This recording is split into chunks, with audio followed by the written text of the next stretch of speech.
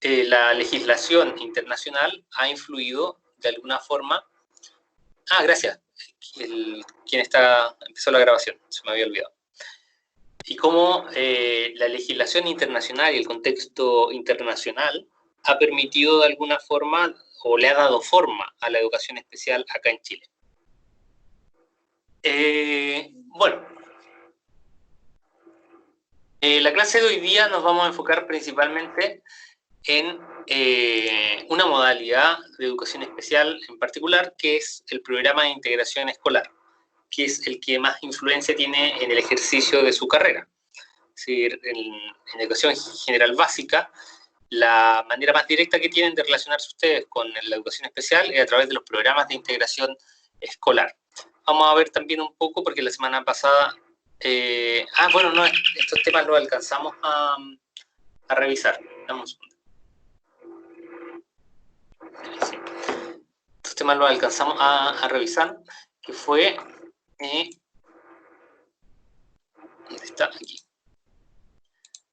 La educación especial en la actualidad. Dijimos que era una modalidad del sistema de educación escolar que desarrolla su acción de manera transversal en los distintos niveles educativos. Y ahí el concepto clave es la palabra transversal. Y tanto en los establecimientos de educación regular, llámese escuelas de educación parvularia, básica y media, y universidad también, como en establecimientos de educación especial. Bueno, esta definición la vimos como los detalles también acerca de las modalidades. Dijimos que habían escuelas especiales, habían programas de integración escolar, que es el que vamos a ver hoy día, y escuelas y aulas hospitalarias, y una pequeña explicación de ello. Vimos algunos datos estadísticos, y con esto cerramos la sesión anterior, respecto a la totalidad de alumnos que tienen necesidades educativas especiales, cómo está su distribución en los tipos de establecimiento, el porcentaje de alumnos según establecimiento, y los tipos de diagnóstico presentes, donde la mayor cantidad de diagnósticos son en trastornos específicos del lenguaje. Ese es un dato relevante también. Otros diagnósticos, discapacidad intelectual le siguen, con 38.000 estudiantes, con discapacidad intelectual de distinto tipo, leve, moderada.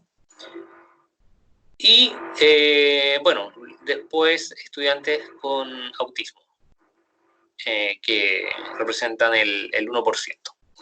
Y así, bueno, estos datos los vimos la semana pasada. Así que ahora lo que nos convoca a la clase de hoy, que nos vamos a abocar principalmente al programa de integración escolar. Bueno, sí, no sé, bueno, ahí sí. ¿Qué es el programa de integración escolar? Para empezar, aclarar que se trata de una estrategia inclusiva del sistema escolar. Antes se le llamaba proyecto de integración escolar, y creo que se los comenté la clase pasada, que el concepto de proyecto aludía un poco a esta idea de temporalidad, es decir, que era algo nuevo, que se estaba proyectando en el tiempo y que se estaba evaluando como, digamos, una nueva iniciativa. Ahora, cuando un proyecto se logra consolidar, ya pierde la categoría de proyecto y pasa a ser un programa. En este caso, los proyectos de integración escolar ahora se habla de programas de integración escolar. Y de hecho, también, como vimos en las definiciones, el concepto mismo de integración en realidad está tratando de avanzar hacia la inclusión. El propósito de este programa es entregar apoyos adicionales en el contexto del aula regular o el aula común, es decir, la sala de clases donde trabajan ustedes, a los estudiantes que presentan necesidades educativas especiales de carácter transitoria y de carácter permanente. Después, más adelante, vamos a ver el detalle de qué implican las necesidades educativas transitorias y permanentes. Por ahora, aclararles que se refiere, y que es un concepto controversial también, porque se refiere a que hay ciertas necesidades educativas especiales que tienen un carácter de permanente en el tiempo. Es decir, que se asume que el estudiante con ese diagnóstico va a tener esa situación, ya sea de discapacidad o ese diagnóstico, digamos, por un periodo bastante prolongado a lo largo de su trayectoria educativa. Casi que va a ser permanente, como la palabra lo dice. Y otros que son de carácter transitorio con una breve duración a lo largo del tiempo. ¿Por qué les digo que es controversial? Porque, por ejemplo, hay diagnósticos como la discapacidad intelectual, que es uno de los segundos diagnósticos más recurrentes y el diagnóstico más recurrente de carácter permanente. La discapacidad intelectual proviene de la evaluación del coeficiente intelectual, que es una variable dinámica. Es dinámica en el tiempo. El coeficiente intelectual de una persona no es estático, no es inmutable a lo largo del tiempo, sino que va cambiando y va evolucionando de acuerdo con factores culturales, sociales, ambientales que circundan al sujeto, a la persona. Y a través de por ejemplo, de una buena intervención, un estudiante que tiene discapacidad intelectual leve o moderada podría perfectamente, después de un tiempo de intervención de un par de años, y a través de su mismo proceso madurativo, su proceso evolutivo de carácter neurológico, podría también salir, digamos, de esa categoría diagnóstica y pasar, por ejemplo, a coeficiente intelectual en un rango limítrofe, que esa ya no es una necesidad educativa de carácter permanente, sino que tiene un carácter transitorio y ya no se considera una discapacidad, ya no es una situación de discapacidad. Un buen ejemplo de eso, yo cuando trabajé en el sistema escolar, trabajaba en proyectos de integración, en programas de integración escolar, y sobre todo con estudiantes con discapacidad intelectual. Y por ejemplo, tuve la oportunidad de trabajar con un estudiante en enseñanza media, que yo empecé a trabajar con él en primero medio, y él tenía discapacidad intelectual moderada. Después de 3 años de trabajo, tocó la coincidencia que le tocaba reevaluación, el proceso de evaluación diagnóstica integral. Ese proceso de reevaluación dio como resultado que el estudiante ya no tenía el puntaje correspondiente a discapacidad intelectual moderada, sino que tenía el coeficiente intelectual en rango limítrofe, es decir, ya no tenía discapacidad. Esto se puede deber a la intervención constante y sistemática que tuvo durante esos 3 años, y además, si eso se le suma el proceso de maduración neurológica del estudiante propio de la adolescencia. Entonces, nos damos cuenta que el tema de permanente en una necesidad educativa especial no es tan así. Hay matices y hay elementos de este carácter dinámico que permiten que, digamos, no sean permanentes en el tiempo inmutables, sino que en realidad todos pueden ser de una u otra forma transitorios. Ahora, claro, hay diagnósticos como, por ejemplo, un estudiante con TEA, con trastorno del espectro autista, que, claro, ahí es más el proceso evolutivo y el proceso de intervención no apuntan a que el estudiante, de alguna forma, entre comillas, deje de tener autismo, sino que aprenda estrategias o mecanismos aumentativos de la comunicación para poder desarrollar habilidades funcionales en el actuar de su vida cotidiana. Pero eso, hay un asterisco con este concepto de permanente y transitorio. En realidad el Ministerio lo utiliza más como una categorización en términos de diagnóstico. De ahí vamos a ver más detalles de eso cuando veamos el decreto 170. Lo importante aquí tener en cuenta es que el programa de integración escolar lo que busca es favorecer la presencia y la participación en la sala de clases de todos y todas los estudiantes para el logro de objetivos de aprendizaje y el avance en una trayectoria educativa. Ese es lo esencial de un programa de integración escolar. Y esto es lo que tienen que ponerlo en una esquinita en las notas que van tomando, porque es un concepto clave. ¿Preguntas? Voy dejando un espacio para preguntas. Ya. Entonces, el PIE lo que busca es contribuir al mejoramiento continuo de la calidad de la educación. Ahora vamos a ver a qué nos referimos a que contribuye a la calidad de la educación en general. La idea es que el PIE favorece en un ámbito curricular en el desarrollo y la implementación de estrategias diversificadas para el curso. Estas estrategias diversificadas pueden estar basadas en criterios de diversificación, como por ejemplo el diseño universal de aprendizaje, el DUA, que también lo vamos a ver en esta asignatura. Entonces, el hecho de que exista un programa de integración escolar va a favorecer la implementación de estas estrategias diversificadas en el aula, y la diversificación del currículum y la implementación de planificaciones que sean más flexibles y ajustadas a las características de todos los estudiantes. Además, constituye una herramienta para mejorar las relaciones interpersonales, y a esto me refería con calidad de la educación, que constituye una herramienta para mejorar las relaciones interpersonales y el clima de convivencia escolar entre los estudiantes y entre los distintos actores de la comunidad educativa. Aquí en este sentido hay diversos estudios que han revelado que la presencia de estudiantes con necesidades educativas especiales favorece muchos aspectos en las relaciones interpersonales de los estudiantes. Genera, por ejemplo, valores de empatía, de compañerismo, de valoración por la diversidad. Hay un capital cultural mucho más rico cuando hay estudiantes de origen diverso. Y así. Por eso se habla de que contribuyen a mejorar la calidad de la educación. ¿Dudas? ¿No? A ver, voy a ir mirando el chat. A lo mejor alguien va poniendo... No. Bueno. En este sentido, para poder tener un buen funcionamiento, los programas de integración escolar deben contar con una planificación estratégica que ayude a organizar dos aspectos claves. En primer lugar, el de la enseñanza, cómo se imparte la enseñanza y el aprendizaje al interior de las escuelas. En segundo lugar, cómo se organizan... Esto es lo que encontré en la web.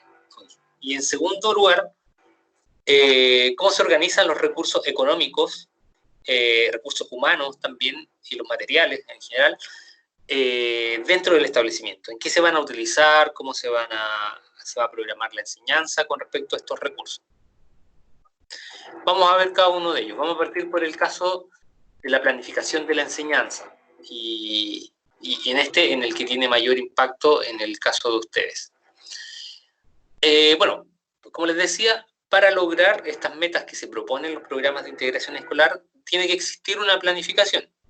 En primer lugar, esta planificación tiene que permitir establecer metas para el curso y para el establecimiento en general. Esas metas pueden ser semestrales o pueden ser anuales. Entonces, en el momento que ustedes formulan su planificación para el semestre, en el contexto de un programa de integración escolar, se deberían formular metas también para este programa de integración escolar. Metas para los estudiantes que pertenecen a este programa. El foco tiene que estar en la formación integral de los estudiantes. ¿A qué nos referimos con la formación o el desarrollo integral del estudiante? Que no es solamente en el ámbito curricular. No es solamente preocuparse por el desarrollo de los objetivos de aprendizaje en los estudiantes, sino que en todos los aspectos de su desarrollo, aspectos socioafectivos, aspectos emocionales, conductuales, valóricos, éticos, orientados hacia la ciudadanía y la convivencia. Todos esos aspectos se tienen que considerar en la formación integral de un estudiante con necesidades educativas especiales, en el marco de un proyecto de integración escolar. Y lo otro clave es que en el marco de un de un programa de integración escolar, no se apunta solamente a la formación integral de los estudiantes con necesidades educativas especiales, sino que de todos los estudiantes. Ahí eso debería llevar un asterisco aquí en el que presentan necesidades educativas especiales, porque en realidad es con todos. Hay un énfasis en algunas asignaturas, como aquí bien dice, que son lenguaje y comunicación y matemáticas. Aquí una primera observación es que esto no quiere decir que el profesor de educación especial o el equipo de aula, el equipo multidisciplinar que trabaja en el establecimiento solamente va a colaborar en estas dos asignaturas. Aquí lo que quiere decir es otra cosa. Nos referimos a que hay, en estas dos asignaturas hay ciertos objetivos o aprendizajes que son básicos e imprescindibles para el estudiante, que son básicos en el sentido de que si no se logran, comprometen el avance del estudiante a lo largo de su trayectoria educativa. Un ejemplo práctico de esto es la lectoescritura. La lectoescritura, como contenido dentro del lenguaje de comunicación, es un objetivo básico e imprescindible. Es un aprendizaje del que no se puede prescindir porque es una herramienta para poder seguir aprendiendo y progresando dentro del currículo. sin la posibilidad de que el estudiante desarrolle la lectoescritura, es muy difícil que pueda seguir progresando en el currículum escolar. Por eso se dice que es un objetivo o un contenido básico e imprescindible. Lo mismo sucede, ¿sí? Tiene que ver igual con el tema de que en cierta manera les da conocimientos que les permiten acceder a distintos trabajos en el futuro. Sí, también. Claro, para poder acceder a ciertas posibilidades de inserción laboral, hay conocimientos que son indispensables. Por ejemplo, la lectoescritura, las matemáticas, la aritmética. Algo tan simple como leer su colilla de sueldo, su liquidación de sueldo. Por ejemplo, yo una prima que tengo que ella tiene una necesidad educativa especial. La cría mi abuela en especial y como que el foco de mi abuela es que ella básicamente, claro, aparte de leer y escribir y se pueda comunicar bien, es que aprenda las 4 operaciones básicas para que el día de mañana al trabajar ella sepa bien su sueldo y todo el tema. Exactamente. Como bien dice la compañera, estos objetivos o contenidos básicos e imprescindibles apuntan también hacia después su inserción en la vida diaria, en la vida en sociedad, y que puedan desenvolverse e insertarse de manera activa en la sociedad. Y en el sentido curricular es porque ya adquiriendo la lectoescritura y nociones básicas de aritmética le permite seguir progresando dentro del currículum. Si yo, por ejemplo, en matemáticas no puedo aprender división si todavía no me sé el sistema numérico o no sé restar.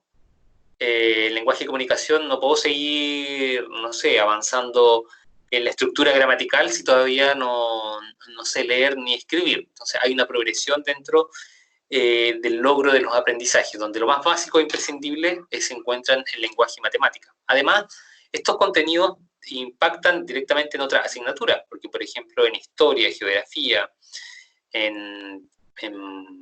bueno, en todas las asignaturas en general se requiere la lectura y las matemáticas también. Por ejemplo, en historia siempre están viendo estadísticas, siempre están viendo gráficos, tablas. En física y en química después van a estar resolviendo ecuaciones, haciendo cálculos, haciendo balanceo de ecuaciones y así. Se requieren siempre las matemáticas y el lenguaje. Eso se habla de que hay un énfasis curricular en esta asignatura. Lo que no quiere decir de que si el estudiante requiere apoyo en otras asignaturas, se le deba dar ese apoyo. Eso no es una restricción a estas dos asignaturas. El referente siempre, esto es importante también, el referente siempre tiene que ser el currículum correspondiente al curso del estudiante y su respectivo ajuste. ¿Qué quiere decir esto? Si yo tengo un estudiante con discapacidad intelectual o con cualquier situación o diagnóstico, y este estudiante se encuentra en quinto básico y resulta que aún no adquiere el proceso de lectoescritura, esto no quiere decir que yo necesariamente tengo que trabajar con los objetivos de primero básico o de kinder o pre-kinder. Esto quiere decir que, claro, como objetivo básico imprescindible, que es la lectura, yo perfectamente podría estar enseñando a leer a mi estudiante con un texto informativo, que es lo que se ve en quinto básico, o con un texto expositivo, de carácter breve, muy sintético, pero sí podría trabajar con ese tipo de textos. Y aquí hay un tema que después lo podemos discutir más adelante, que es respecto a la infantilización, muchas veces de los estudiantes que están dentro de los programas de integración escolar. Se asume de que son niñitos y se les minimiza y se les infantiliza demasiado, a edades que no son necesariamente son las edades que ellos asumen como su edad.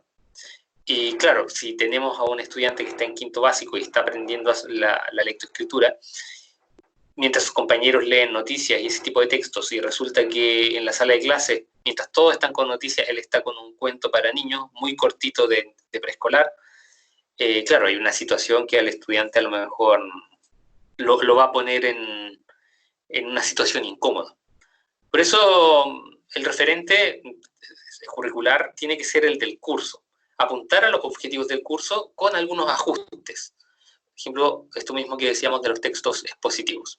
Hay que hacer una adecuación, un ajuste curricular al objetivo del curso. Eso es lo primordial.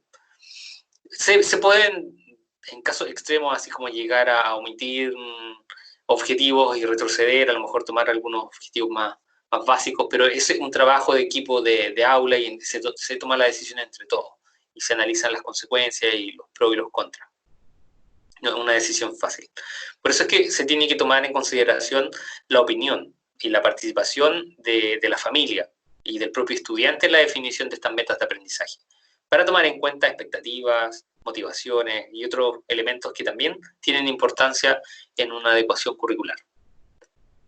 ¿Qué más?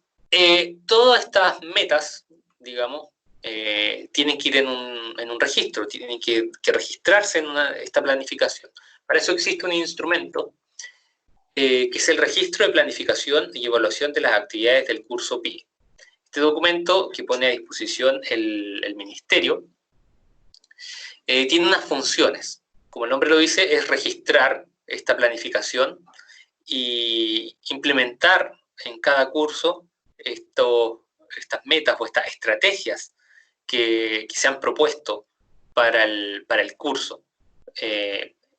La idea de que estas metas o estas estrategias logren responder a la diversidad presente dentro del aula en base a unos determinados criterios. Esos criterios pueden ser, por ejemplo, los DUA, que vamos a revisarlo en la asignatura, o también hay otros indicadores y criterios de diversificación de la enseñanza.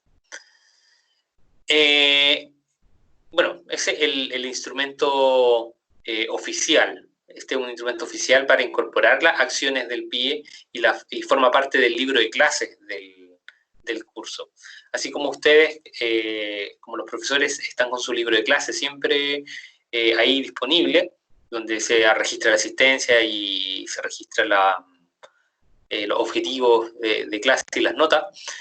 Tiene que estar también este registro de planificación y evaluación ahí, disponible para el equipo de aula, para poder ver, digamos, cuál es esta planificación y cuáles son las metas que se van programando con cada estudiante y con el curso en general. Bueno, implementar, ¿para qué más sirve el implementar esta estrategia? Es, por ejemplo, para definir un sistema de monitoreo y evaluación. Entonces, dentro de este registro tiene que haber un sistema de monitoreo y evaluación y seguimiento del proceso de aprendizaje de los estudiantes que pertenecen al programa de integración escolar. Y para el curso también en general. Entonces, dentro de este registro de planificación y evaluación, los profesionales del equipo de aula tienen que ir estableciendo ciertos indicadores, ciertas metas, e ir monitoreando el cumplimiento de estas metas a lo largo del semestre. O depende si son anuales, también a lo largo del año. Este es un trabajo conjunto. El registro de planificación y evaluación no es que sea responsabilidad exclusiva del profesor de educación especial, o del fonoaudiólogo, o del psicólogo, o del coordinador PIE, sino que es responsabilidad del equipo de aula.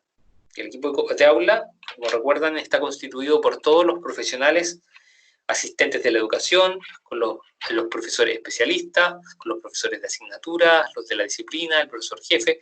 Todos ellos forman parte del equipo de aula y son los responsables de llevar este registro y planificación de acciones dentro del aula.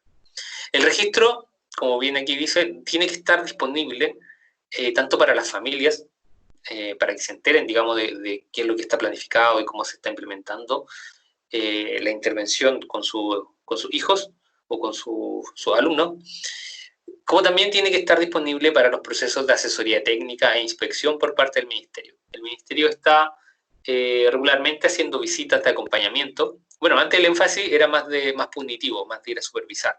Ahora no es tanto de supervisión, sino más de acompañar y contribuir a las escuelas a que vayan mejorando en sus acciones. Entonces van a las escuelas y revisan estos registros de planificación y evaluación y ven las actividades que ahí se desarrollan, las metas que se han propuesto, los recursos que están utilizando. Y por eso es importante que esté disponible para cuando vayan a hacer estas visitas. ¿Dudas? Si voy muy rápido, me pueden ir comentando, pueden ir haciendo pausas y demás.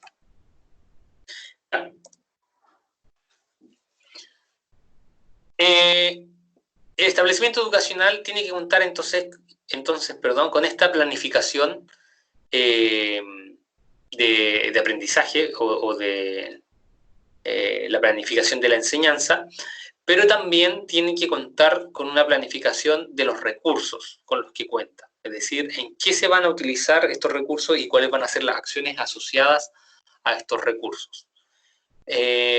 También tiene que ir registrada aquí en este registro de planificación. ¿Por qué es importante tener esto? Porque, claro, el Ministerio entrega recursos, como yo les expliqué la semana pasada, a través de un sistema de voucher, que se pagan por cada estudiante que asiste durante un mes a clases. A los estudiantes de educación especial se les da un monto extra, además de lo que ya recibe cualquier estudiante de educación básica, media o de párvulo. Este monto extra está destinado para implementar estrategias, adquirir recursos, contratar recursos humanos y así. Por eso, tiene que haber una forma de organizar la adquisición y la contratación de todos estos recursos en base a los montos que entrega el Ministerio. Por lo tanto, el establecimiento tiene que contar con una planificación rigurosa y fundamentada acerca de la utilización de los recursos financieros que aporta esta fracción de subvención de educación especial. El propósito de esto es promover las condiciones para que se realicen procesos de enseñanza y aprendizaje de calidad. Es decir, asegurarnos de que los recursos que están disponibles para las escuelas sean bien utilizados y bien invertidos en función de lograr procesos de enseñanza y aprendizaje de calidad. Y hacer posible también que los estudiantes que presentan necesidades educativas especiales reciban los apoyos y progresen a lo largo del currículum. Claro, hay de todo. A veces hay escuelas que invierten muy bien los recursos, pero otras escuelas que a veces no han invertido de manera muy correcta el manejo de los recursos económicos. Y por lo tanto, requieren de ir recibiendo acompañamiento o seguimiento de parte del Ministerio, y se recurre a esta planificación para revisar el cómo se utilizan los recursos. Además de la rendición de cuentas económicas que hace el sostenedor habitualmente.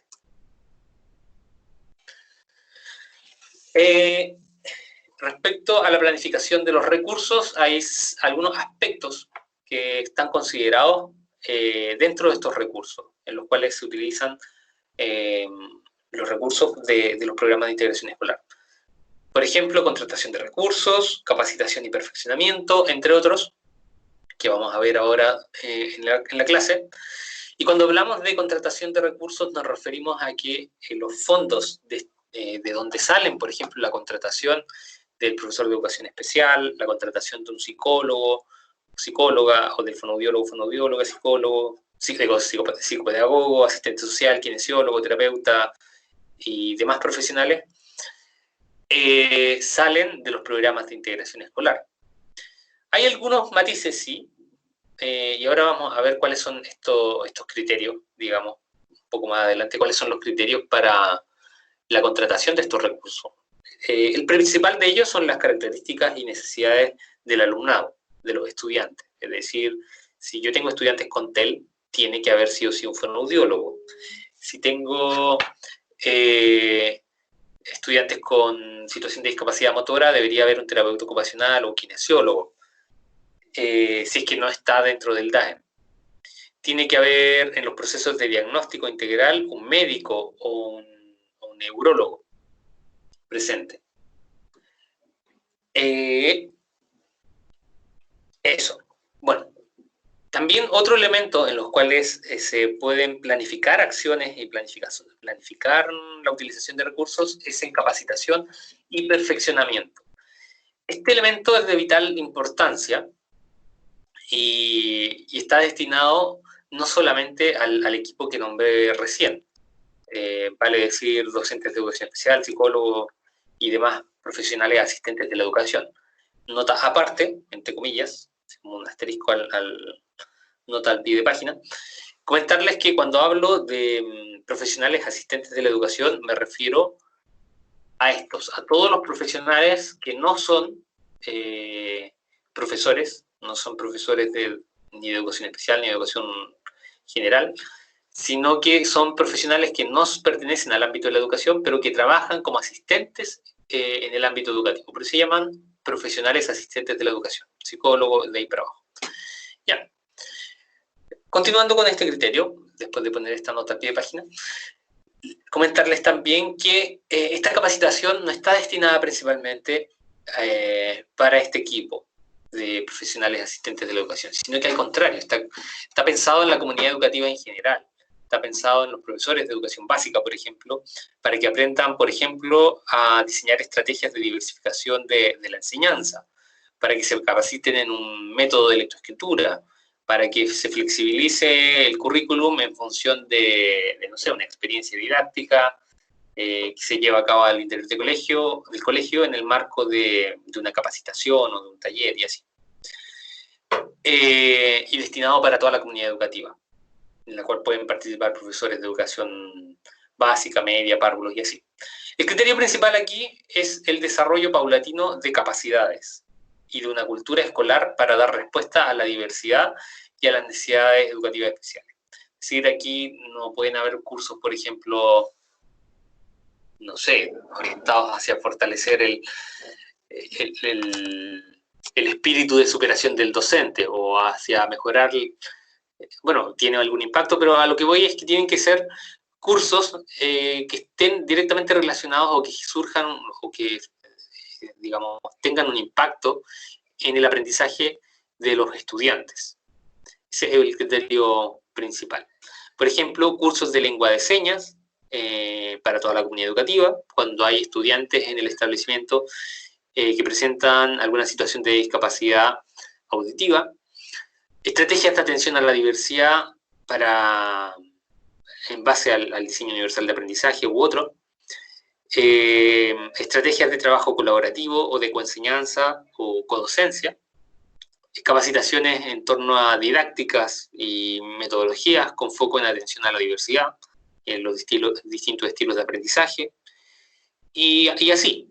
Temáticas hay múltiples y diversas, pero lo importante es que todas ellas tienen que apuntar a responder a la diversidad. Pero así hay un margen de autonomía para decidir los contenidos y estrategias de perfeccionamiento de acuerdo a las necesidades que presente la comunidad escolar. Eso es lo principal, que es en función de las necesidades de la comunidad escolar que se debe hacer capacitación.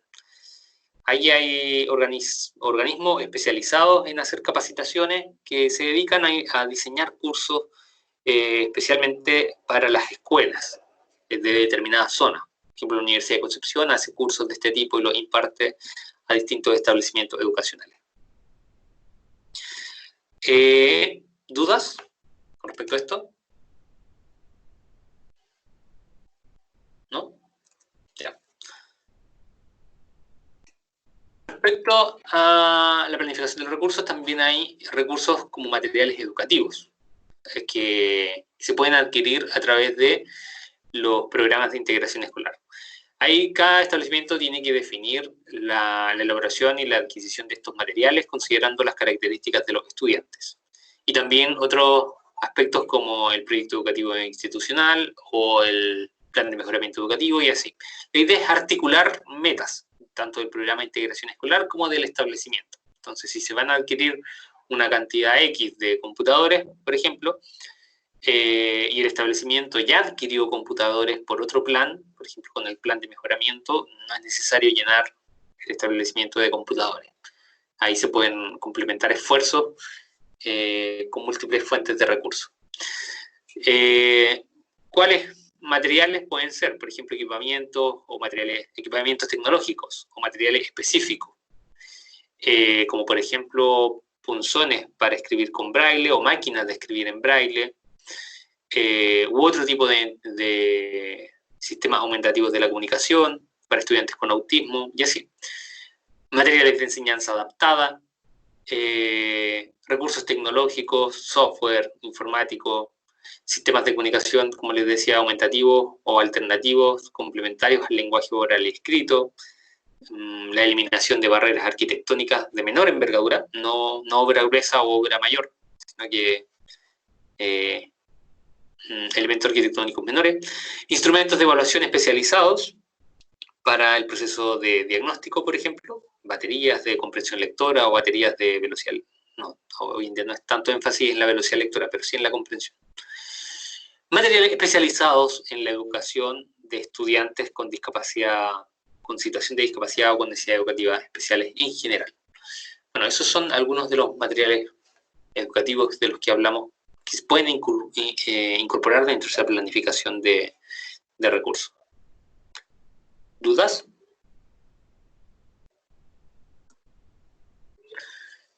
Mira, bueno, otro elemento de la planificación también es que se deben planificar espacios de trabajo y de colaboración para la planificación entre los distintos profesionales que trabajan en los programas de integración escolar. ¿Para qué deben planificar este trabajo colaborativo? Porque tiene que permitir que los docentes de aula y los profesores especialistas y los otros profesionales asistentes de la educación dispongan de horas de trabajo que les permitan planificar, evaluar procesos educativos, identificar necesidades educativas especiales dentro del aula, adaptar ciertas metodologías y estrategias, diversificar mecanismos de evaluación y así, en general, responder a la diversidad.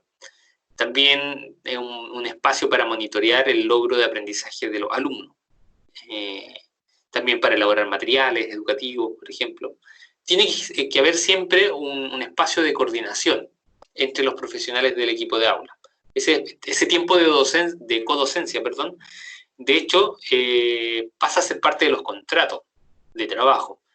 Y los programas de integración exigen que, por ejemplo, si un profesor de educación básica, por ejemplo, tiene 37 horas de clases y necesita 3 horas de coordinación PIE, esas 3 horas se pagan aparte y se hace un anexo de contrato en el cual se le incorporan estas 3 horas al docente de educación básica para que participe en los espacios de coordinación PIE. Bueno, algunos otros ítems, no sé si tienen duda al respecto. Algunos otros temas o ítems que se pueden incorporar en esta planificación de recursos son, por ejemplo, los procesos evaluativos. Los procesos de evaluación, y ahora voy a explicar por qué razón involucran recursos, pueden ser en procesos de evaluación diagnóstica o en los procesos de evaluación del PIE. El proceso de evaluación diagnóstica, como para que lo vayan adelantando ya, al decreto 170, es el proceso mediante el cual se identifica a los estudiantes que presentan algún tipo de necesidad educativa especial. Este proceso de diagnóstico integral, el que se evalúa no solamente temas curriculares, sino también aspectos afectivos, socioemocionales y demás, se rige por el decreto 170, que también lo vamos a ver en esta asignatura, y que exige una máxima rigurosidad durante el proceso y requiere que los equipos interdisciplinarios sean competentes y con un tiempo destinado para poder realizar esta tarea de evaluación diagnóstica integral. Bueno, aquí hay un tema, y me voy a detener en esta evaluación diagnóstica, porque si bien se hace a principio de año y a final de año, requiere de un esfuerzo de tiempo y dedicación de parte del equipo de aula o del equipo multidisciplinar. Ese tiempo, que puede variar, a veces están durante todo el mes de marzo haciendo evaluaciones psicoeducativas, citando apoderados, entrevistando profesores, evaluando a los alumnos, aplicando pruebas, redactando informes, y haciendo todo eso durante el mes de marzo, a veces se extiende incluso hasta abril. Es un tiempo que en ocasiones se le quita al trabajo con los estudiantes, se le quita a la prestación de apoyos en el aula. Estos meses de marzo son meses críticos, porque es cuando está partiendo el semestre y el alumno tiene que partir, de alguna forma bien enganchado, entre comillas, de los objetivos y de las metodologías dentro del aula. Y tiene que tratar de progresar lo más al ritmo posible dentro de la clase. Entonces, si tenemos un equipo de aula y tenemos un equipo multidisciplinar que está enfocado haciendo diagnóstico y no está haciendo intervención, provocamos un vacío dentro del trabajo de intervención con el estudiante. Lo mismo sucede a fin de año si es que se empieza a hacer la evaluación en los meses, por ejemplo, de octubre, noviembre y diciembre. De ahí en que el ministerio ponga recursos, por ejemplo, para contratar a gente externa, para hacer la evaluación diagnóstica integral. La evaluación diagnóstica integral no es necesario que la haga el equipo de aula o el equipo interdisciplinar, se puede contratar a gente externa. El tema es que, como sale caro, muchas veces las escuelas no lo hacen. Y es el mismo equipo PIE, la mayor parte del tiempo es el mismo equipo PIE, el equipo multidisciplinar que interviene con los alumnos, el que también hace el proceso de evaluación diagnóstica integral. Claro, ahí es un dilema.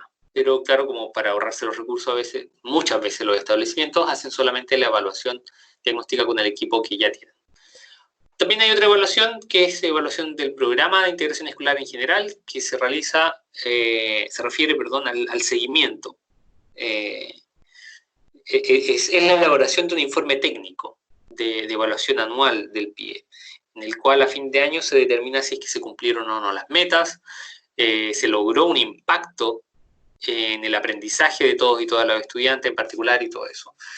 Y eso se redacta en un informe que tiene que hacer el equipo PIE. Aquí sí no es necesario contratar un equipo externo, se puede hacer, y el Ministerio deja abierta la puerta que el proceso de evaluación lo haga un equipo externo, por ejemplo, pero también lo puede hacer el equipo PIE a final de año, para autoevaluar sus notas, su logro de metas. ¿Dudas hasta aquí? ¿No?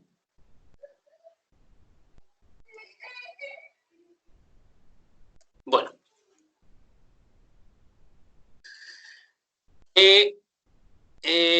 Bueno, ¿cómo se determinan, como se lo adelantaba antes, cómo se determinan las competencias que requieren los profesionales o los profesionales? En definitiva, ¿qué perfil profesional se necesita contratar dentro de un PIE? Para esto hay que tener en cuenta tres aspectos esenciales. El primero de ellos es que hay que tener en cuenta las necesidades educativas especiales que están presentes en los estudiantes. Es decir, si yo tengo, como les decía antes, estudiantes con trastornos específicos del lenguaje, debo tener por lo menos un fonoaudiólogo o fonoaudióloga, y también además un profesor de educación especial con la especialización en TEL. Entonces, ese es un primer criterio, tener en consideración las necesidades educativas especiales de los estudiantes. Si no tengo estudiantes con autismo, no necesito un profesor especialista en autismo, por ejemplo. También se tiene que considerar las características de la escuela y de los cursos en que dichos alumnos participan. Por ejemplo, si es una escuela intercultural bilingüe, con alta presencia de estudiantes de origen mapuche o pehuenche, lo correcto sería también contratar un asesor intercultural bilingüe. O en el caso de estudiantes en situación de discapacidad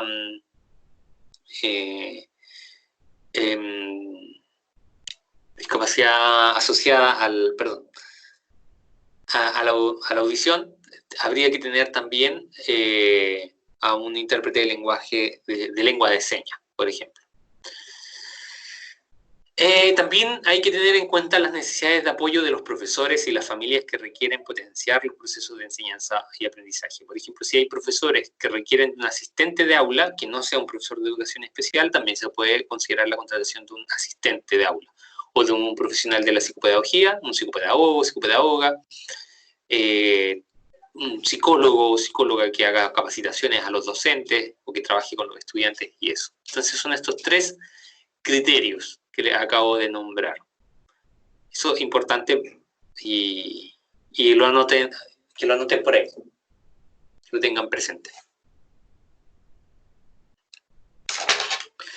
Lo siguiente, respecto a la planificación del recurso humano, es que la implementación del programa de integración escolar en el colegio implica considerar la contratación de distintos profesionales con distintos roles.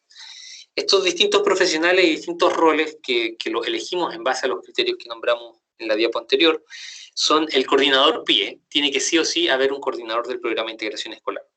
Este coordinador del programa de integración escolar puede ser a nivel comunal, es decir, para una comuna, en caso de que sea una comuna pequeña, o bien, si hay muchos establecimientos dentro de esta comuna, tiene que ser un coordinador PIE por establecimiento. Cada escuela debería tener un coordinador PIE, cuando son municipalidades muy grandes o servicios locales muy grandes. Tienen que haber profesionales docentes especialistas para el trabajo colaborativo. Estamos hablando de profesores de educación especial. Tiene que haber la contratación de profesionales asistentes de la educación, como los que nombramos antes, psicólogos, psicólogas, fonoaudiólogos, y así. Participación de personas con discapacidad u otros, o asesores interculturales, o intérpretes de lenguaje y señas, o instructores de talleres, por ejemplo, de capacitación laboral o de cualquier tipo. Tienen que existir por lo menos estos 4 perfiles. Si se dan cuenta, aquí no está incluido el profesor de educación básica, porque el profesor de educación básica tiene su propia contratación a través de recursos del establecimiento. Es decir, no es necesario contratar a profesores de educación básica con recursos del programa de integración escolar, si ya existe recursos para la educación en general y la contratación de profesores en general. Bueno, algunos detalles de estos roles que les acabo de nombrar son, por ejemplo, que el coordinador PIE, que a nivel comunal o por establecimiento, debe ejercer acciones de coordinación que le exigen contar con ciertas competencias, como de educación inclusiva, de atención a la diversidad, de necesidades educativas especiales, y también competencias respecto a gestión, liderazgo, manejo de procesos, de planificación estratégica. Ese es el perfil del coordinador PIE. Idealmente es el que se deberían encontrar ustedes después en las escuelas, con quién deberían coordinarse, con quién deberían trabajar. Habitualmente es un profesor de educación diferencial, este coordinador PIE. O profesor, cuando digo profesor me refiero a profesora. Asimismo, requiere que dispongan de una cantidad de horas suficiente para la planificación, el monitoreo y la evaluación de los resultados PIE. Este coordinador debe tener una cantidad de horas determinada para poder juntarse con sus profesores, para juntarse con los equipos de aula, para manejar la atención de apoderados y así. Tiene que haber un tiempo para evaluar y monitorear a sus colegas o a las acciones que están desarrollando dentro del aula. También hay, los profesionales docentes especialistas para el trabajo en nivel de educación parvularia o educación básica, que son quienes van a intervenir básicamente, y son los profesores de educación diferencial, o también puede ser, porque hay zonas rurales o sectores donde a lo mejor no hay un profesor de educación diferencial, y se puede contratar a profesores de educación general básica como postítulo, o especializaciones en educación especial. Estas son excepciones y, claro, se tiene que elevar una solicitud a la Secretaría Regional Ministerial, argumentando de que en este sector no hay profesores de educación diferencial, así que se va a proceder a la contratación de un profesor de educación básica con especialización. ¿Dudas respecto a esto? ¿No hay dudas? Muy bien. Espero que se esté entendiendo todo. Que me da miedo a veces hablar tanto sin tener un interlocutor, porque puede que a lo mejor ni siquiera me estén entendiendo y estén, digamos, escuchando pasivamente. Bien, supongo que vamos bien y que van entendiendo. También, en el caso de las necesidades educativas permanentes, cuando hay necesidades educativas permanentes dentro del establecimiento, a veces hay estudiantes con determinadas características que requieren de un profesor de educación diferencial experto en alguna área en particular. Por ejemplo, experto en trastornos específicos del lenguaje, en el caso de los transitorios, o experto en autismo, experto en algún tipo de necesidad educativa especial en particular que requiere de un sistema aumentativo, por ejemplo, de la comunicación u otros. O un profesor de educación especial que maneje lengua de señas, por ejemplo. Y así. Pero en sí todos tienen que tener la expertise en las adecuaciones curriculares y en el trabajo con estudiantes con necesidades educativas especiales. En el marco de los profesionales asistentes de la educación, son los que me refería en antes, psicólogos, fonoaudiólogos, monitores, terapeutas ocupacionales, kinesiólogos, psicopedagogos, asistentes sociales. Esos son el perfil de profesionales asistentes de la educación que les nombré anteriormente. Y también hay asistentes u otros asistentes de la educación, que son, por ejemplo, los intermediadores laborales, gente que, digamos, asesora a estudiantes con necesidades educativas especiales para incorporarse laboralmente después en una fuente ocupacional. Los intérpretes de lengua de señas que les comentaba antes, coeducadores sordos con alguna discapacidad de origen auditivo, asistentes y técnicos o personas en situación de discapacidad, entre otros recursos humanos que se requieren para que el alumno progrese en los aprendizajes. Puede ser ahí de distinto tipo. Va a depender de las características del establecimiento, las contrataciones que se hagan dentro del PIE. Dentro de los profesionales asistentes de la educación,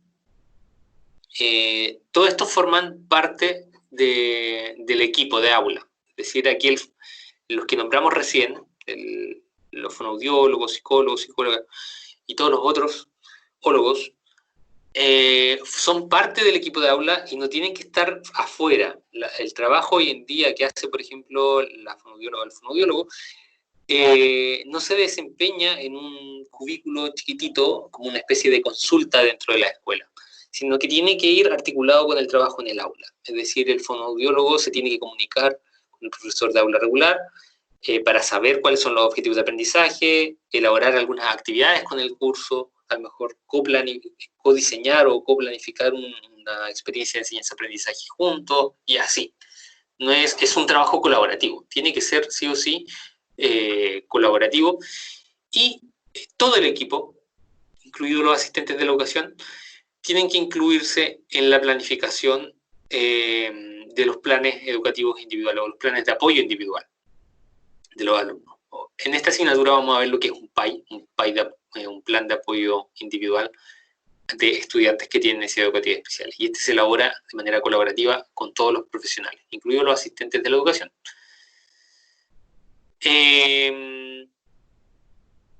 Bueno, también hacen intervención, como les digo, a nivel individual, pero también a nivel grupal con el curso.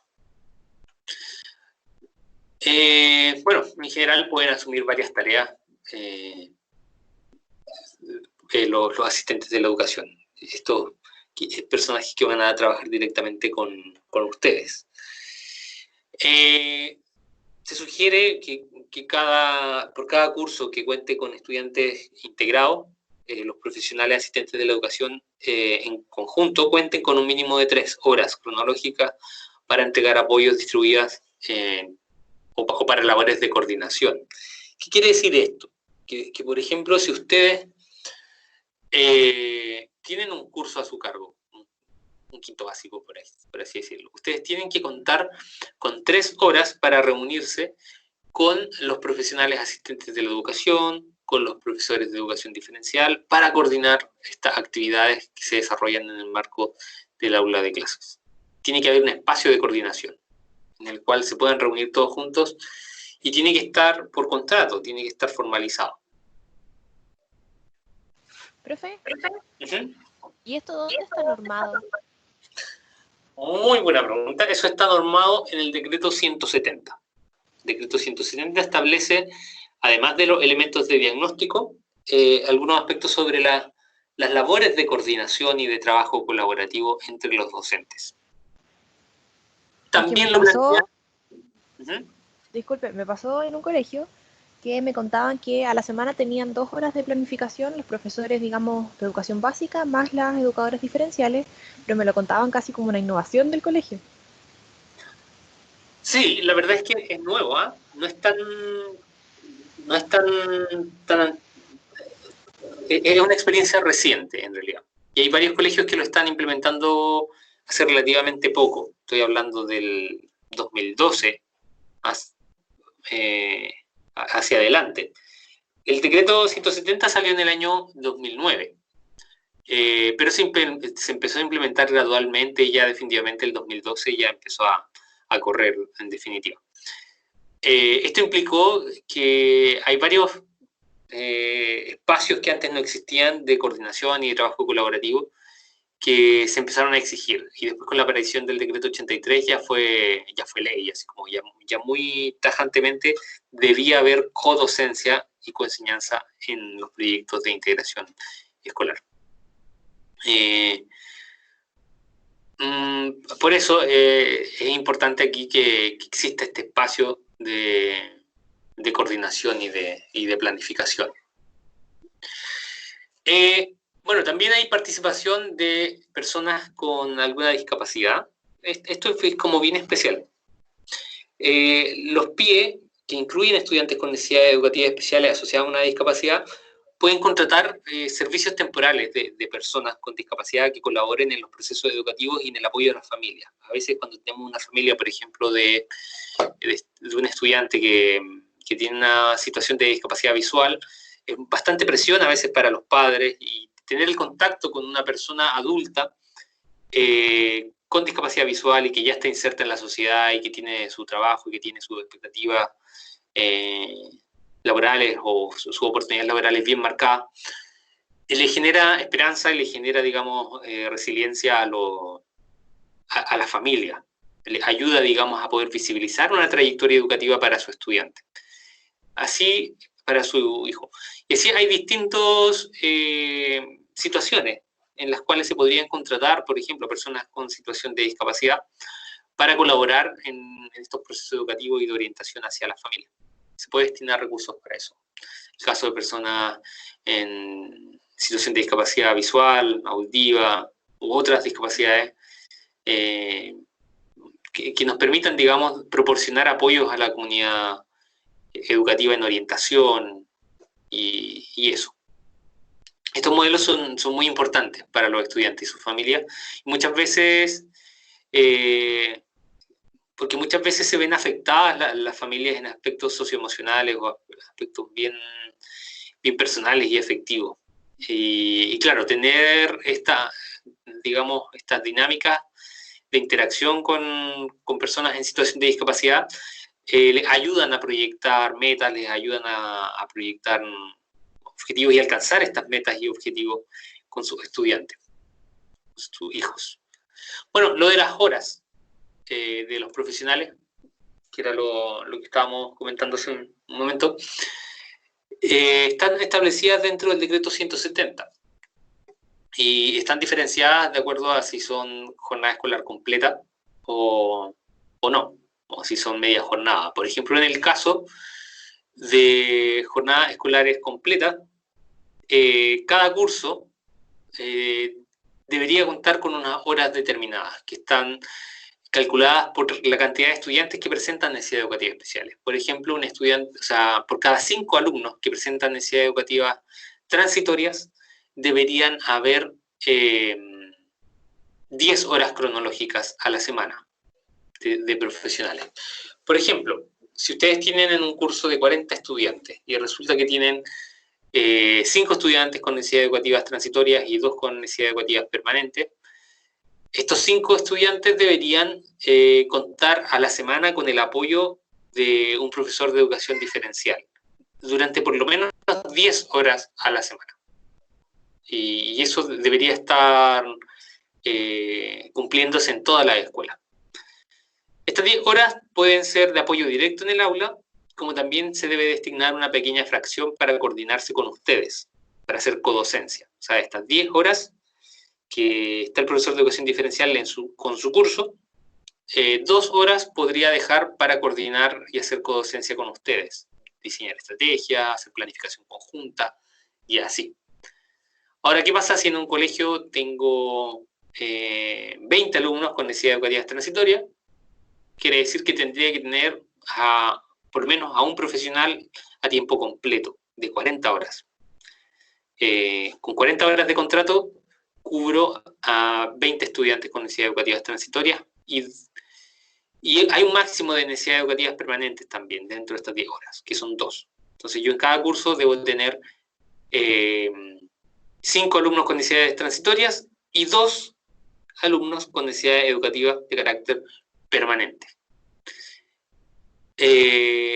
Con 10 horas disponibles de contrato para profesionales especializados. En el caso de la jornada escolar, de los que no tienen jornada escolar completa, estos son sin jornada, sin JEC, las horas cambian y son solamente 7 horas cronológicas a la semana de apoyo de profesionales especializados. Hay mucho ojo, porque cuando estén trabajando a veces esas horas no se respetan, ahí les tienen que hacer respetar ustedes. Profesor, ¿y de esas 7 horas cuántas serían para colaboración o trabajo cooperativo? ¿Codocencia, o sea? Mira, se sugiere que 3 horas. Se sugiere que 3 horas cronológicas sean destinadas a trabajo colaborativo, como lo dice aquí. Y el resto a trabajo directo en aula. Si así hacen el cálculo, el resto en horas pedagógicas, creo que son 8 horas pedagógicas. Con las 7 horas restantes de las 10 horas cronológicas restantes se transforman en 8 horas pedagógicas. Por lo tanto, si por ejemplo ustedes son profesoras suponiendo de tercero básico, y ustedes hacen matemáticas y lenguaje en su curso, ustedes deberían acompañar, el profesor o profesora de educación especial debería acompañarlas a ustedes durante 8 horas pedagógicas, es decir, bloques, serían 4 bloques, 2 bloques en matemática y 2 bloques en lenguaje. Los bloques son de 2 horas pedagógicas. Sí, ahí hacen 8. Bueno, lo importante es que son 8 horas pedagógicas y dependiendo de las características de los estudiantes y de sus necesidades se pueden distribuir en distintas asignaturas. Y 3 horas cronológicas de coordinación PIE.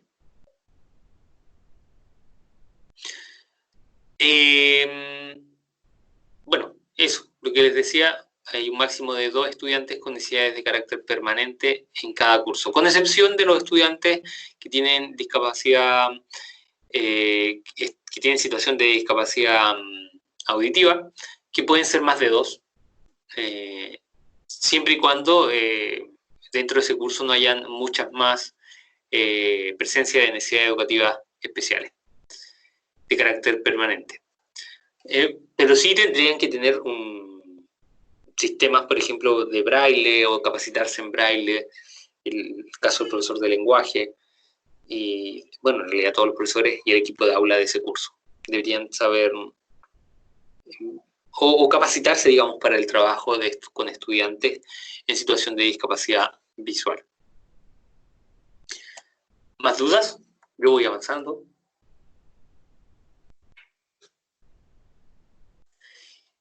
Y por último, las horas de profesionales especializados para el trabajo colaborativo de apoyo a los estudiantes. Se sugiere que, como les dije, sean estas 10 horas destinadas a la contratación de profesores de educación diferencial y en el caso de los cursos que tienen trastorno específico del lenguaje se debe considerar la contratación de fonoaudiólogo y fonoaudióloga.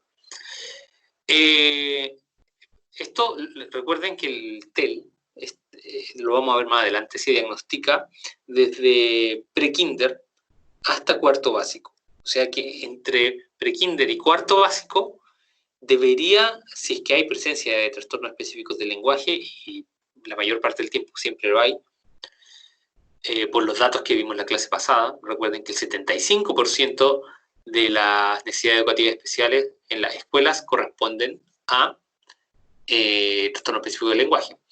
Cuando hay presencia de TEL, tiene que haber sí o sí contratación, además de un fonoaudiólogo o fonoaudióloga.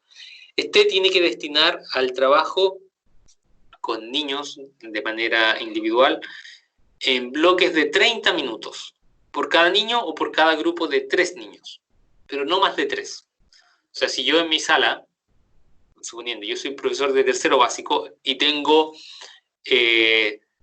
5 niños con TEL. Este fonoaudiólogo debería dedicarle a estos 5 niños por lo menos 30 minutos, si los divide en 2 grupos, uno de 3 y uno de 2, 30 minutos a cada grupo. Serían 1 hora a la semana para trabajar directamente con ellos de manera individual. Pero también tiene que trabajar, esto es importante, con el curso.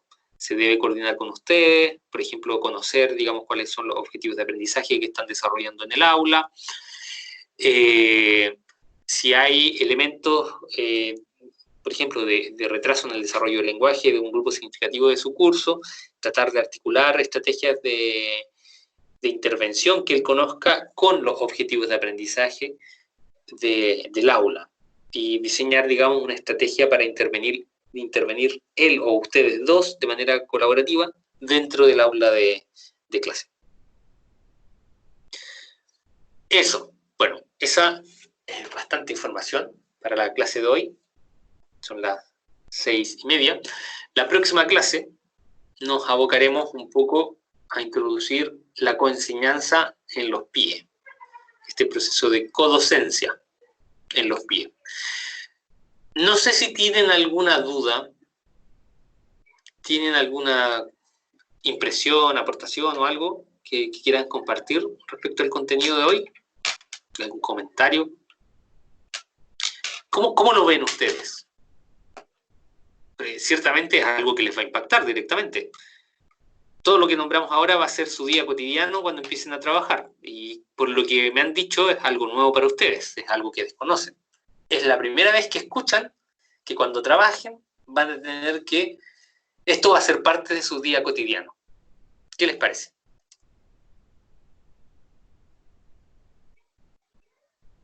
Todo lo que hablamos, insisto, va a ser parte de su día cotidiano. Es un lenguaje que lo van a manejar día a día, semana a semana le van a estar pidiendo la hora de codocencia, que la planificación conjunta, que el criterio DUA, que la planificación diversificada, la adaptación del instrumento, la evaluación de Juanito. ¿Qué les ha parecido? Ah, mira, Milena dice. Me parece que es impresionante que esto, que es tan importante, se imparta en una asignatura complementaria y no obligatoria. Ah, muy bien, sí. A mí igual me parece impresionante, sí, es verdad. Y no solamente con ustedes, con educación parvularia también y enseñanza media también. Los profesores de enseñanza media, de hecho, cuando yo estuve trabajando, y los profesores que cuando voy a ver a prácticas también, un mundo totalmente desconocido para ellos. Y es como que se les estuviera hablando en chino. Y es parte de su día cotidiano. No digamos que esto es algo extraño o algo ajeno, que solamente uno que otro profesor va a tener un alumno con necesidades educativas especiales, o que solamente uno de ustedes les va a tocar hacer codocencia y muy rara vez se van a encontrar con un programa de integración escolar. No, señoritas y señor, esto es algo que van a ver todos los días y que les va a influir directamente y les va a impactar en su trabajo. Como les decía, voy a volver a la diapositiva del inicio. Esto, espérame. Número de establecimiento. Como para que se hagan una idea. Matrícula de necesidades educativas especiales. El 5% de los alumnos presentan necesidades educativas especiales. ¿Qué quiere decir eso? Que si yo tengo un curso de 40, estadísticamente, por lo menos 2 estudiantes tienen necesidades educativas especiales. Como nuestro sistema educativo está segregado, ese número es mayor en realidad. Todos los que trabajen en colegios particulares subvencionados o los que trabajen en escuelas municipales o corporaciones municipales van a tener un alto porcentaje de estudiantes con necesidades educativas especiales, por lo tanto, van a interactuar día a día con lo que estamos hablando hoy. Profe, una consulta. ¿La presentación está en alguna plataforma? La presentación como tal. Ah, el PPT. Por ahora como respaldo en video, porque la verdad es que no se la he subido todavía, pero sí, se la voy a subir. Pero por ahora está en video. Lo pueden observar cuando revisen el video, ahí está el PPT. Pero sí, era una... ahora que me acuerdo, lo conversamos la semana pasada y me pidieron que la subiera. Se me había olvidado. Así que se las voy a subir ahora ya. Lo voy a subir aquí mismo. Lo puedo dejar aquí en el foro. Y también lo voy a subir en Canvas. ¿Y por qué pasa esto, profesor? Porque... A ver. Porque creo... ¿Por qué pasa esto? Porque creo, es una afirmación, parece que sí, porque creo que el Estado se ahorraría recursos en capacitaciones y nosotros ahorraríamos tiempo en capacitarnos si se nos enseñara alguna de las cosas que usted mencionó en la universidad. Sí, bueno, ahora lo estamos viendo como un complementario, pero tienen razón, esto debería ser uno obligatorio. Sí, y se ahorraría efectivamente, como dice Milena, se ahorraría bastante capacitación. Ahora todo esto es un mundo, yo le estoy dando una pincelada. Pero trabajar esto, suponiendo que efectivamente sea un obligatorio. Aunque fuera obligatorio, no sería suficiente. Esto requiere de perfeccionamiento constante, incluso para los profesores de educación diferencial. Los profesores de educación diferencial también se tienen que estar capacitando constantemente para poder dar una respuesta educativa adecuada. Entonces, es un tema tan grande que aunque fuera obligatorio, igual requeriría de que nos capacitáramos y invertirle tiempo en trabajar, porque la presencia de necesidades educativas especiales dentro de las aulas es una realidad muy recurrente y que impacta directamente a todos, a los estudiantes con necesidades educativas especiales, a los docentes, a los profesores, a todos. Por eso requiere, digamos, de perfeccionamiento y capacitación constante. Muy bien, Milena. Francisca dice, profe, yo aún no puedo acceder al video de la clase 2. ¿En serio? Pero si lo subí en YouTube.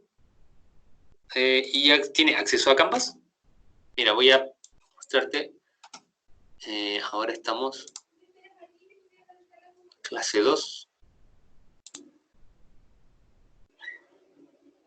No lo subí. Ay, sí, lo subí a YouTube, pero no cambié el enlace.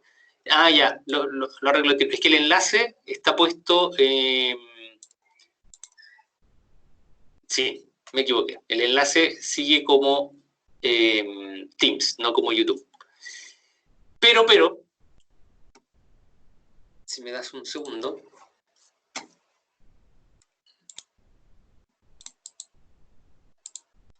Ya, mi computador que pegó.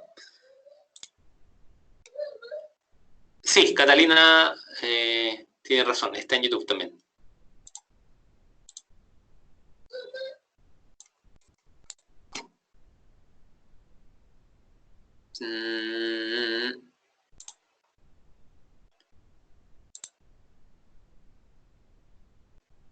Luisito comunica. No vamos a ver a Luisito ahora.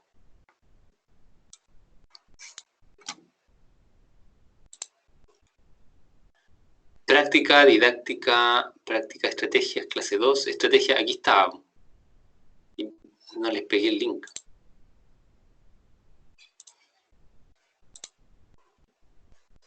Ya, ahí está, mira, te voy a dejar el link por mientras en el chat y después lo voy a cambiar. Cosa de que podamos dejar un respaldo. Suscríbanse a mi canal, no, broma.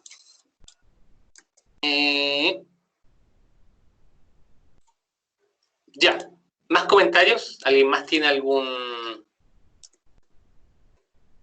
comentario, algo que quieran compartir? ¿Alguna duda? Yo prefiero. Dígame. Más que una duda, es como un comentario, que creo que al inicio de las diapositivas se mencionaba que hay un énfasis en lenguaje y matemática.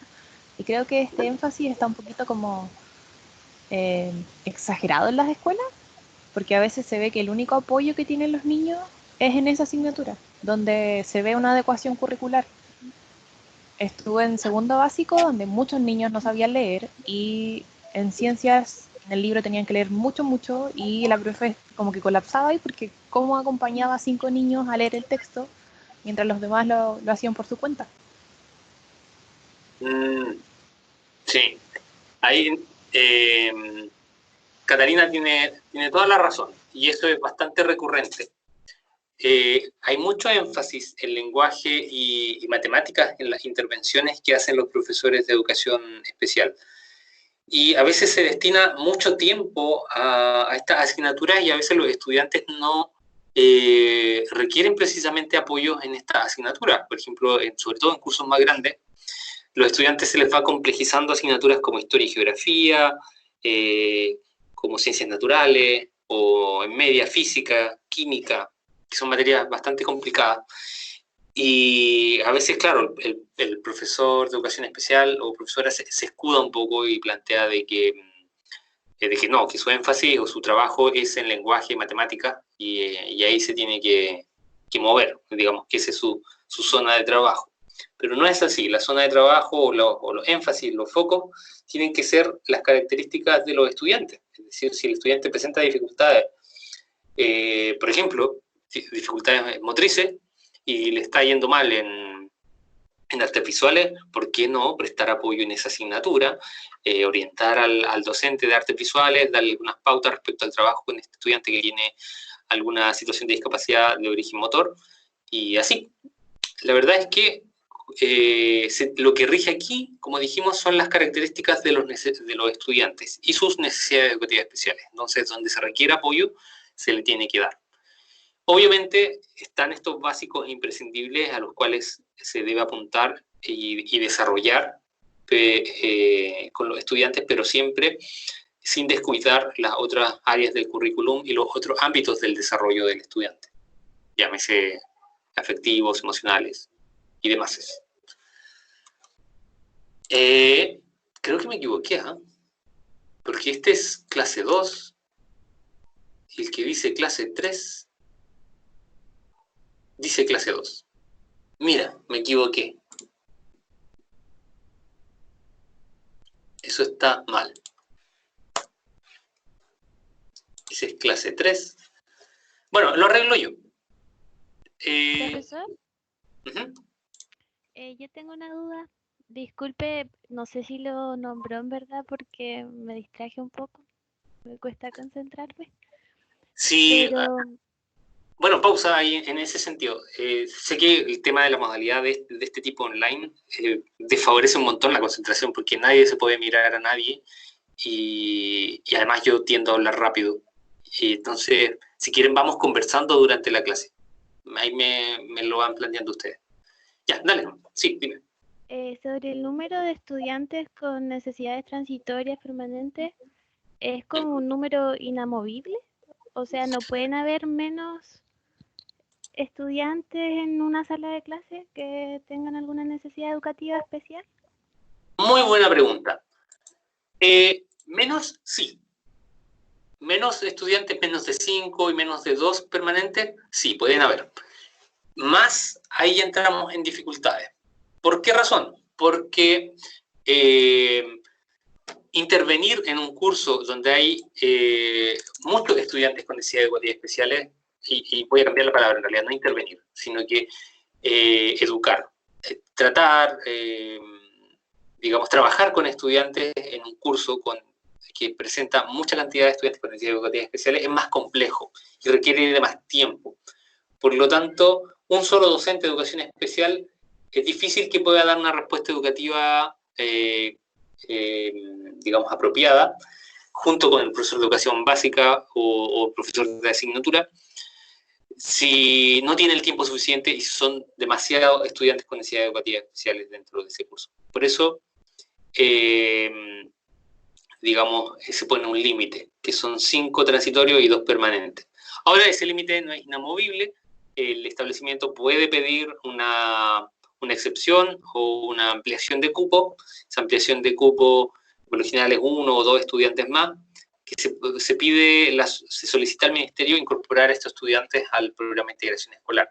Porque claro, no se le puede echar ni se le puede quitar la matrícula porque ya tengo los 5 cupos. Es decir, el alumno no se va a tener que ir para la casa o dejar de tener alguna situación de discapacidad por el simple hecho de que se me acabaron los cupos. Así no funciona. Así que tengo que pedir una autorización. Esa autorización, en el fondo, lo que hace es permitir al Estado, más que permitir, hacer que el Estado pague recursos extra por este estudiante. Recordemos que por cada estudiante se paga un voucher extra con recursos de educación especial. Entonces, así obtengo los recursos necesarios para estos alumnos extras. Ya no recibo solamente de 5 estudiantes transitorios o 2 permanentes, sino que recibo, no sé, 6 transitorios y 3 permanentes. Ahí me llegan los recursos suficientes para ello. ¿Qué quiere decir esto? Que si yo tengo más estudiantes con necesidades educativas especiales, o llega uno de traslado, o no sé, a mitad de año me doy cuenta que en realidad tengo más estudiantes y hay mayor presencia de necesidades educativas especiales, no quiere decir que los voy a sacar de la sala, ni que los voy a ignorar, ni que no van a ser parte del programa de integración escolar, y que el fonoaudiólogo va a pasar por al lado y ni siquiera los va a mirar, sino que simplemente no se va a recibir subvención por ello. Pero como les expliqué anteriormente, el profesor de educación especial y los demás profesionales asistentes de la educación tienen que sí o sí trabajar con todo el curso en pleno. Este curso completo incluye también a todos los estudiantes con o sin necesidades educativas especiales. Por lo tanto, el número o la cantidad de estudiantes que haya en realidad es un poco inverosímil. Pero en términos de subvención, sí. Eso. Dudas muy interesantes, me parecen muy apropiadas todas. No sé si alguien más tiene algún comentario.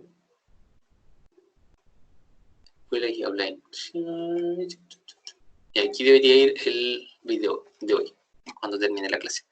Bueno, voy a parar el video, ya que no hay más dudas al parecer, y además estamos